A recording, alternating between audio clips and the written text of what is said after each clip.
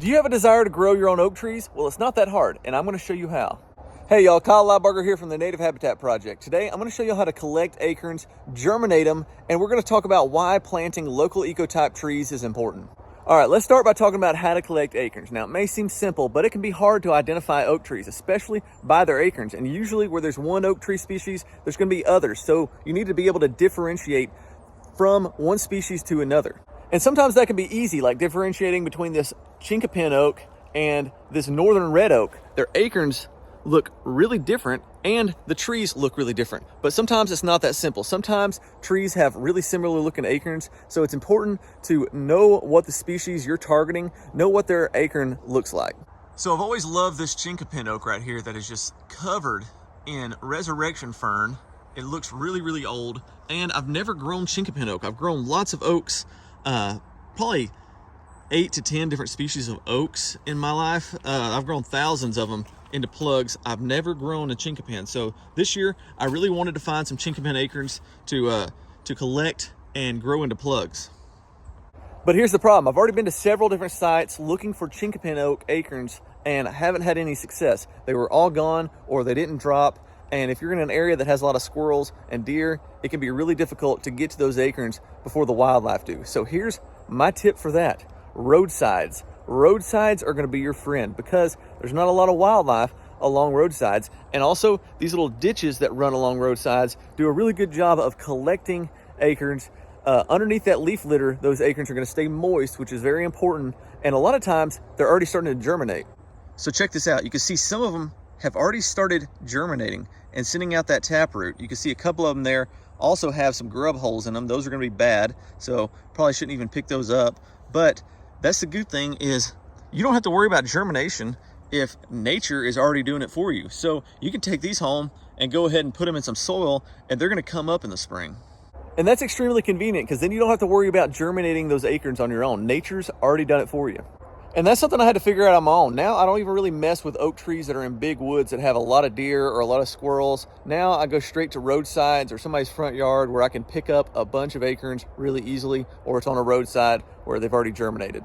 All right, so I'm up here at the Hartselle Tabernacle and I actually grew this tiny little post oak tree from the post oaks that are up here. And this is just a really cool historical site here in Hartselle, Alabama. I think it's one of the longest continuous camp meetings maybe in the US. This is a really cool old building here, but you look around it and you see a bunch of oaks. Not all of them are post oaks, but most of them.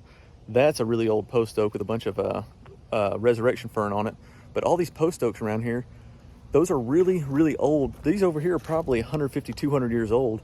And there's not any young post oaks around here. It's just all entirely mature post oaks. So there's not any regeneration happening. So I collected acorns from this place two years ago.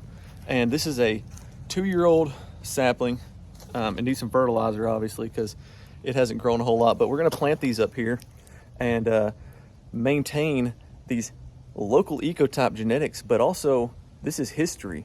Making sure these same post oak genetics are here, I feel like we're doing a service to future generations, because once these blow down, once they get cut down or they're gone forever if they haven't regenerated and repopulated. And so that's why I think this kind of stuff is important, not just going to the store and buying a tree from who knows where. You're using local ecotypes and it just means more. But also, this is actually the place that I got married right there 5 years ago this week, actually. And if you look down here, you can see these benches. That's actually an outdoor classroom that I built when I was in high school for my Eagle Scout project. But another reason this place is special to me is this is actually the last place that I saw my dad. He actually passed away from a heart attack while I was on my honeymoon up in Gatlinburg. And him and my mom were picking pecans, not too far from here actually, the place we used to pick pecans when I was a kid. And he had a massive heart attack. Never had any health problems, was in really good shape. Just had a massive heart attack, killed him immediately. And so this place means a lot to me. I grew up not too far from here. We passed it every day on my way to school.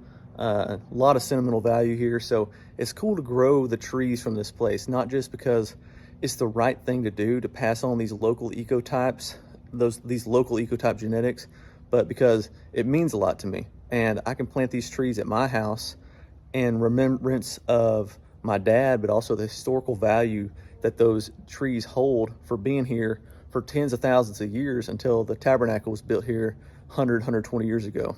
And so one of the things I have against the tree planting trends that are happening right now is there's not much thought put into it. Where are those trees from? What kind of trees are they? Are they even native to North America? Because most of the trees you buy at garden centers aren't native to North America, or there's some weird ecotype. Plant local trees. It means so much more when you can plant local ecotype trees and plant trees back where they're supposed to go. That's why this post oak right here, check it out, all those oak acorns right there, just tons of them.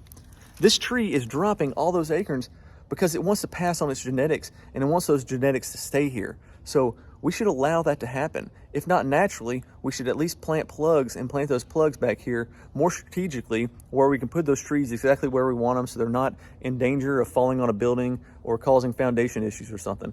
We can pass on these genetics for these oak trees, and I feel like that's way more responsible, and you're putting more thought into it. It means a whole lot more. All right, so there's several ways that you can germinate acorns. You can do it inside in the fridge, or you can do it outside. I prefer outside. My wife prefers outside because then I don't have a bunch of acorns in the fridge all winter long. But if you're gonna do it outside, you can do it in like a raised bed covered in hardwire mesh. I've seen people do that a lot. The hardwire cloth over it is to keep rodents out. I prefer to do it inside of a metal trash can. Get you a metal trash can with a lid. All right, so it doesn't have to be a metal trash can. It could be anything, as long as rodents can't chew through it. You don't want mice and chipmunks and squirrels chewing through it and getting to your acorns. I use a metal trash can because I'm gonna leave this thing sitting on my front porch all winter long, and I want it to look somewhat good so I don't get on my wife's bad side for junking up the house, which, as you can see, is already pretty junked up from seed cleaning supplies. All right, so here's what you're gonna need now. Get you some Ziploc bags, couple sizes, with a Sharpie. Gather all of your acorns together. I've got some overcup oak acorns. These are actually shagbark hickory nuts. I've got post oak acorns. These are chinkapin acorns. A good way to not confuse them is to put the leaves in the bags with them. This is blackjack oak. I know that because I threw a few leaves in there with it. You can see those look pretty similar to chinkapin. I've got some Durand oak acorns here. And over here, these big boys, check that out. Those are swamp chestnut acorns. So this is when you want to get a bucket of water. And this is where you do a little test called the float test. Good ones sink to the bottom, bad ones float, which apparently I have a lot of bad chinkapin acorns, and I'm gonna have to go look for some better ones. But scoop out the bad ones. The bad ones float. Throw them in your little compost bucket. Now scoop out the good ones, but here's a little piece of advice. That is a bunch of garbage. Now take your compost ones, put them back in with here, because I really don't have that many chinkapin oak acorns. Might as well take a gamble on them. These overcup acorns, all of them float. All overcup acorns float. So to go through here and find the good from the bad, look for the ones that have grub holes on them. See those grub holes right there? That's where they have grubs inside of them, and they're probably not good. So they have these caps that are just capped over the entire acorn pretty much. And that corky cap makes them float. That's one of their dispersion methods. So you can't depend on the float test all of the time. But I have a ton of these post oak acorns, so we're gonna find out which ones are good and which ones are bad. And there you go, look at that. All the ones with the holes floated to the top. All the good ones sunk to the bottom. Ooh, and look, you can actually see the grubs. Yo, look how good these blackjack acorns look. I mean, with those stripes, those are some good looking acorns. I mean, I don't care who you are. That's a cool looking acorn. I mean, it's nowhere near as big as a swamp chestnut, but that's a cool acorn right there. Swamp chestnuts are pretty cool though too. All right, so now you want to start adding substrate in here, and I do it until they're all pretty much covered, and then I add a little bit of water. You don't want it just sopping wet. You want the soil just damp enough to where if you squeeze it, you get some drops out of it, but it's not just sopping wet sitting in water. All right, so now you want to bury these down here in the substrate so they can stay buried over winter. That keeps them insulated. That way they change with the temperatures. They don't just freeze solid, but they can, the temperature of the air can adjust, and that soil, that substrate kind of acts as an insulation, and it kind of acts the way it would in nature with these acorns being underground or underneath leaf litter.